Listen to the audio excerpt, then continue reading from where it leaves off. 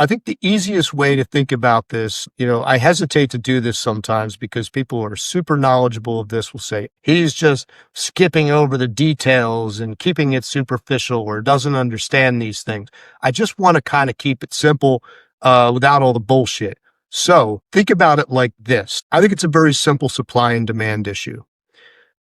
When you think about what it takes to be a neuromonitoring technologist, and actually go and monitor a case, there are no educational requirements to be a neuromonitoring technologist. It's not like you have to have a certain degree or a certain level of degree. We have people in this field who, on the one end of the spectrum, maybe didn't graduate high school or have a GED.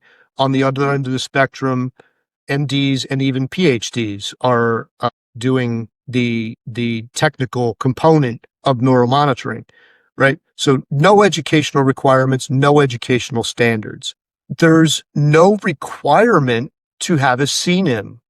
I know a lot of people think there is, but none of the societies have come forward and said, if you're going to sit by yourself in an operating room running electricity through a patient's brain, you must be certified. Nobody has said that. And then there's no licensure. So when you have no educational requirements, no requirement for certification, and there's no licensure, what that means is that there's no barriers to entering the field. And by extension, that means that there's an unlimited supply of people that can be recruited into this field. And when the supply for any kind of a product or service or anything, even people, is extremely high, more so than demand, the demand falls even further. And so does people's willingness to pay for the product or service or person, and that means salaries. So this means that salaries are essentially stagnant right now.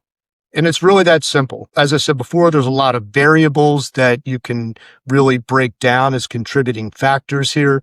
But if you want to be really, really simple, keep it high level. The easiest way to think about it is supply of potential technologists is unlimited, and therefore salaries really aren't increasing much.